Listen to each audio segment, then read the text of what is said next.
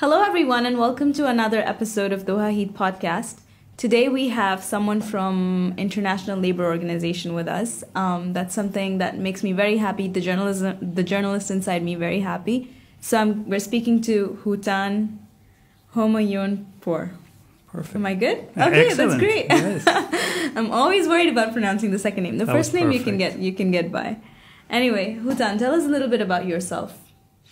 Sure. First, thanks for having me on. It's a pleasure for me as well. About myself, I was born in France. I grew up in Canada. I did my undergrad in Canada, my master's back in France.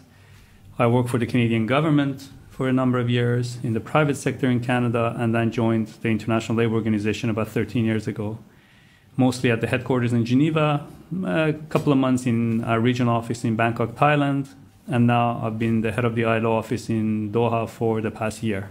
Yeah, all right, perfect. So let's go a little bit backwards and talk about what got you interested in working for, human rights and ILO. So I guess it all started with my father, because he used to work for UNESCO, and that's why I was born in Paris. And since then, growing up, I always wanted to be my dad. I always wanted to work for the UN. So that's how I first became interested in human rights. And then gradually studying and looking into labor and becoming much more interested in labor rights, finding the niche, then I started to really understand better and learn about the International Labour Organization. Ironically, still today, when I tell my best friends I work for the ILO, they say, huh? Who's the ILO? I say, okay, I work for the UN. They're like, oh, yeah, UN, okay. So that's how I ended up at the ILO. Well, okay, so I was really interested to know, why was the ILO formed in Qatar? Like, what was the decision to have a regional office in Qatar? And it happened very recently, last year, I think. Yeah, so it's a country project office. It's not a regional office. Our regional office is in Beirut, Lebanon. All right, okay. Covering the entire region. But now we have a project office for 3 years with a very specific mandate.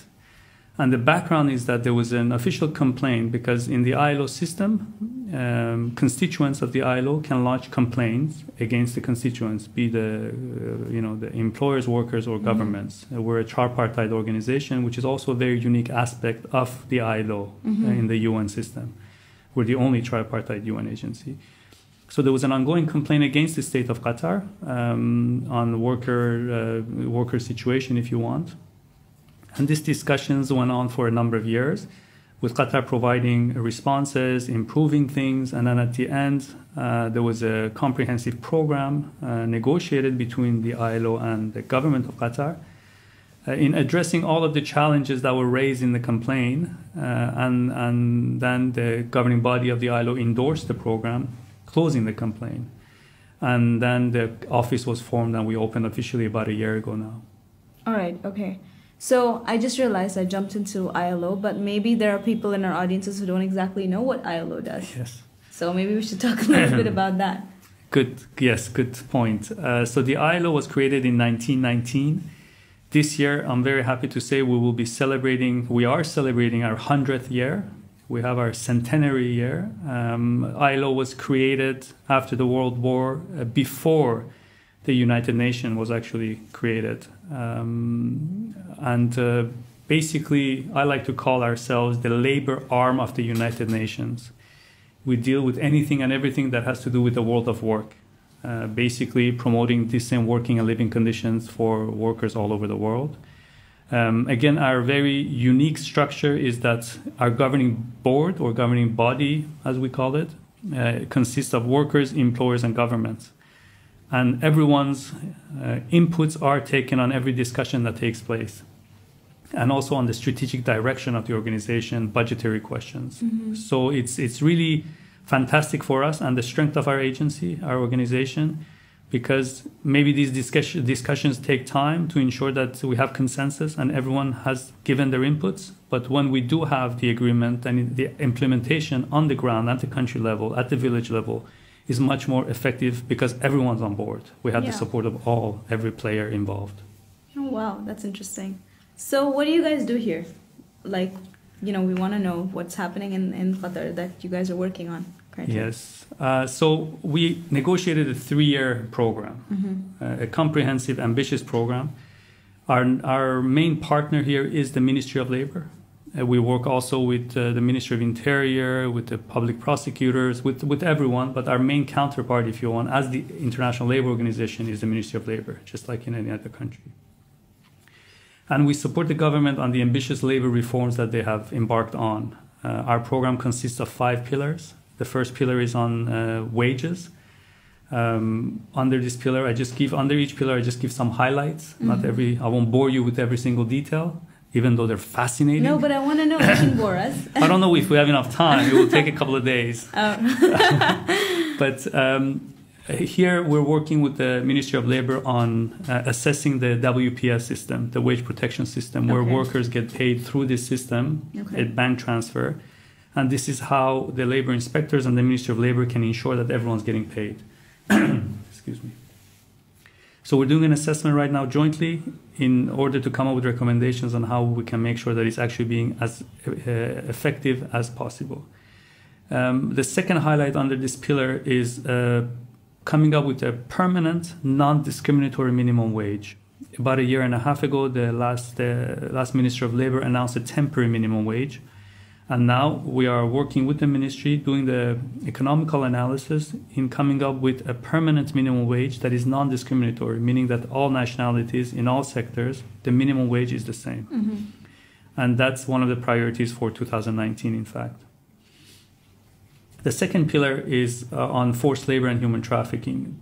Under this pillar, our work really focuses on enhancing the capacity of local stakeholders. Labor inspectors, police, prosecutors. What is forced labor? What is human trafficking? What is slavery? What is modern slavery? Where do these concepts overlap? How can you do a proper investigation? How do you interview victims, rescue victims? These are all under this pillar. And also, there is a national action plan on human trafficking and forced labor now, which we also supported. So you guys are not just working on the government level, you're also like working on the very ground level where you're talking to individuals who are experiencing, I don't know, labor issues or... Absolutely. Okay. Wow. Absolutely. Yes. I always say it here, it's become a little slogan of ours. We like to connect the dots. And everyone has a stake in this.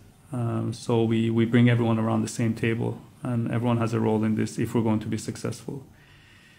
The third pillar is on occupational safety and health and labor inspection. There again, it's really assessing the needs, enhancing the capacity, coming up with trainings for labor inspectors, doing an OSH profile for the country. And that's basically it under that pillar.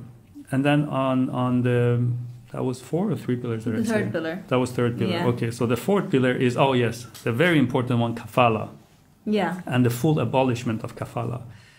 As you know, the problematic areas with kafala are one, that if you want to leave the country, you require an exit visa. Maybe we should talk a little bit about what the kafala is. I'm sure everybody knows, but just in case somebody doesn't know. That's true. I fell into the trap of a typical UN official that thinks everyone know, the concepts that you're referring to. I'm sorry. No worries. So kafala is basically the sponsorship law that is very prevalent in the region here, especially in the sub-region, where in order to come and work in the country, someone needs to sponsor you. And when you come to the country with a sponsor, then you cannot leave the country again if the sponsor doesn't give you the approval, and you cannot change your employer without the full approval of your sponsor. And these are problematic because, you're basically put in a difficult situation and your vulnerability increases as a worker. So I'm very happy to say here, together with the government last year, the exit visa for the majority of workers were abolished by a new law signed by His Highness the Emir. However, there are a number of categories of workers that still require an exit visa. For example, domestic workers. And that's a priority for the government and for the ILO. And we've partnered again this year to ensure that that exit visa requirement for domestic workers is also removed. The second part, which is known on the streets as the NOC, it seems like rap, but it's not. It's the non-objection certificate, which means if I want to change my employer, I need to obtain the NOC from my employer saying they're giving me the approval. That's also a priority for us to remove that this year with the government. The government wants to remove it because everyone has realized that it's better for the economy and for the labor market for the NOC to be removed. I don't understand. Why was this implemented in the first place? Do you have any... Well, if you go historically back in time, even if you look at the word kafil in the Arabic language, it's really sponsoring someone in order to take care of someone. Mm-hmm. A foreigner that comes into your country doesn't know the language, doesn't know the culture, doesn't know anything about the local traditions. Mm-hmm. The kafil is supposed to sponsor them, take care of them, and make sure that they integrate mm-hmm. and they know their rights and obligations. Yeah. But over time, for various reasons, this evolved into a very restrictive mm-hmm. Element in the labor market, which is actually contrary to the benefit of employers as well as workers as well as government. It complicates everyone's lives, and it doesn't have to. Yeah. If you want to leave your employment or employer for another one, if you respect your contractual obligation, then you should be able to do it. And if you're a good employer, why would anyone want to leave you?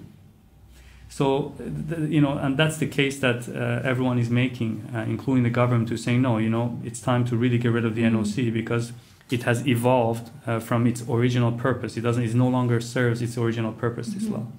And that's what we're doing now. Wow. And then the fifth and last pillar is providing a voice for workers.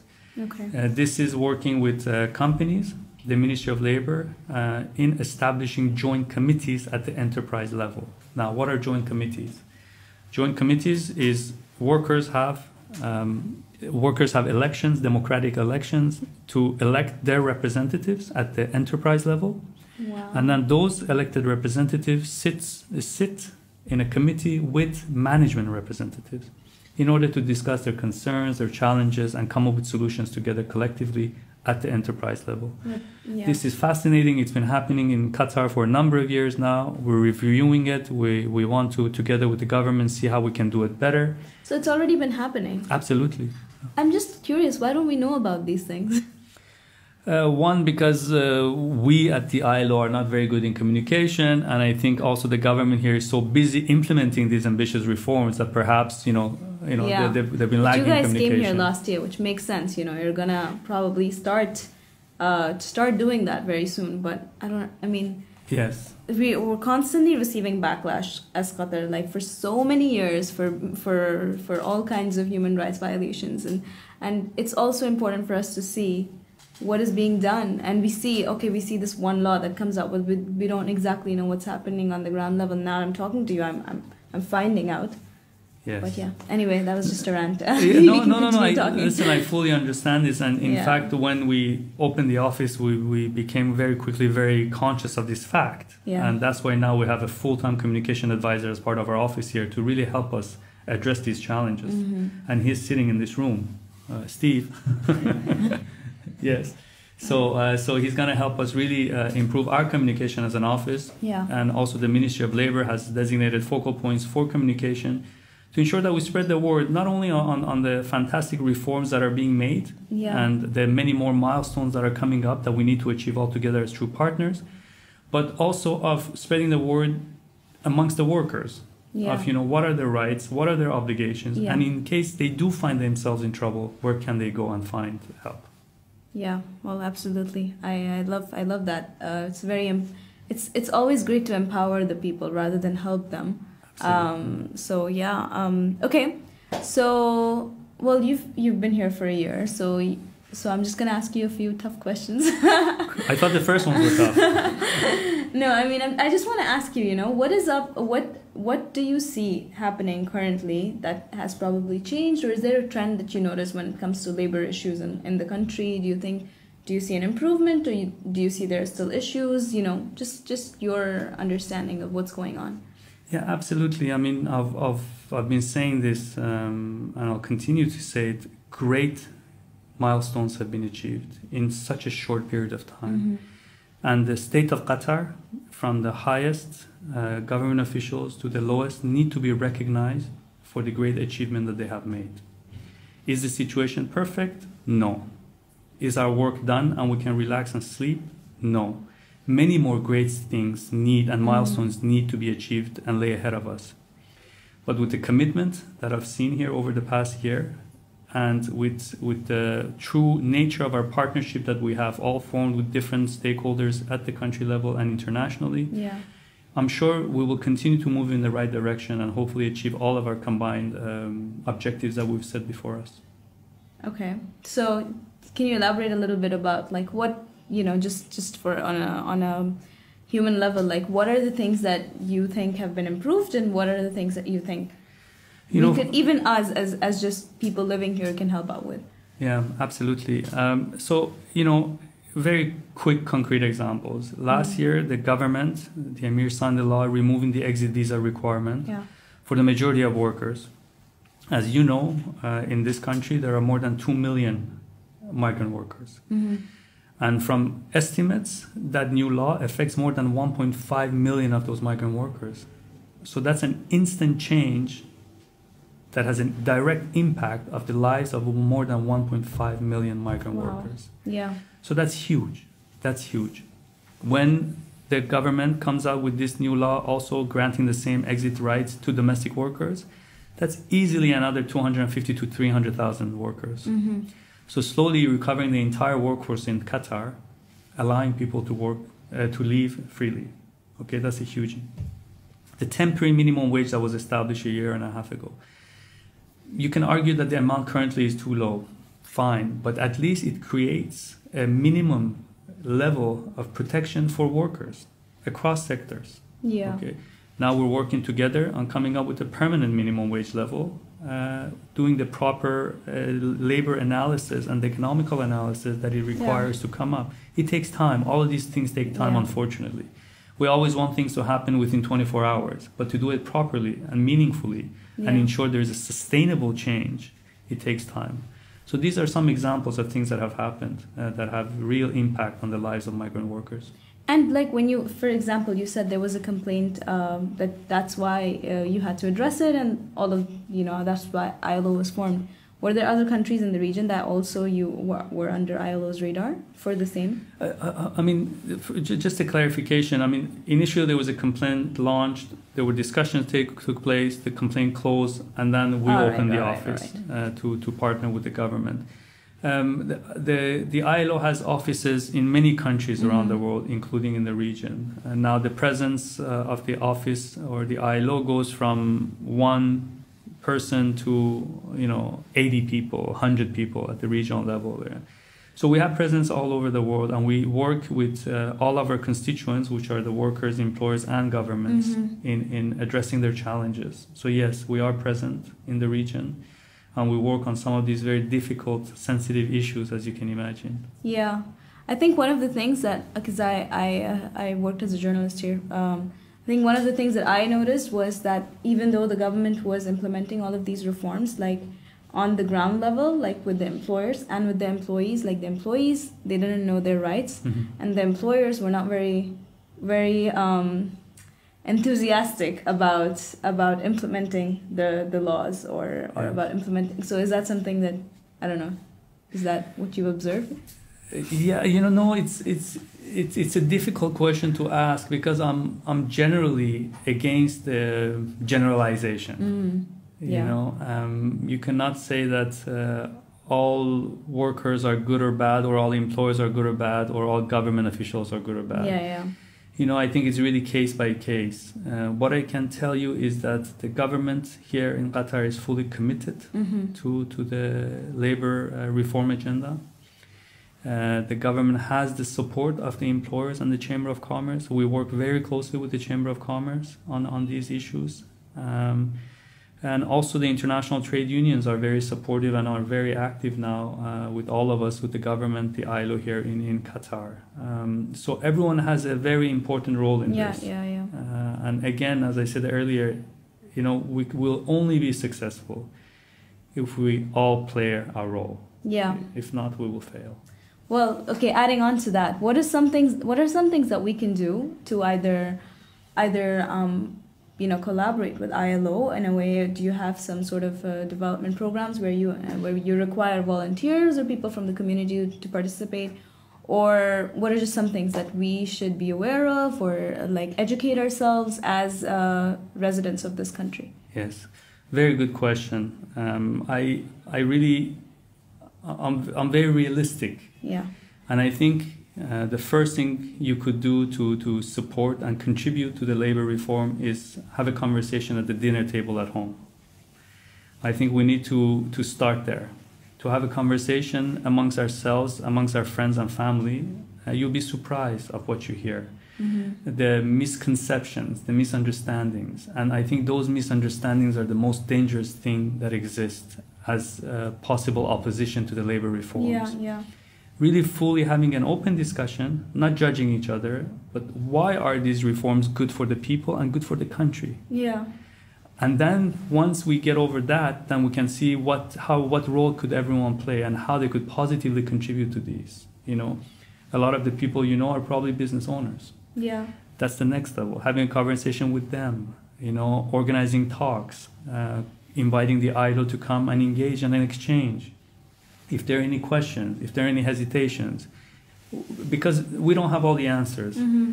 But what I can tell you here as the head of the office, we love to learn. And we love to hear from the local community what are some of their challenges and how we can ensure that their concerns are taken on board when the labor reforms are discussed at all levels. Yeah. All right, okay. So does ILO organize any events or anything just for awareness or just for educating the public? Yes, so informing the public, I would say, not educating the public. But, you know, for example, later this week, Georgetown University has organized a lunchtime session on these issues where I'll be speaking to students. We have events all the time in collaboration with the Ministry of Labor, in collaboration with the universities, in collaboration with the Chamber of Commerce. We had a huge conference on the labor reforms and fair recruitment, for example, last year. Same thing we're going to do this year, specifically on different elements of fair recruitment. We will have, in April, on the 28th is International Safety Day. We will have a series of events throughout the month on occupational safety and health at work. To raise awareness, to exchange information, to learn from each other. These are just a few examples, and we'd love to welcome you and your audience to come and participate and contribute. And people can find this on your website and your social media? Absolutely, on social media, Houtan, you can follow me. We also have a new account established a few months ago, again by our communication advisor, Steve, on Twitter. We have a web page dedicated to our program. So yes, definitely. Perfect. Well, thank you so much for coming.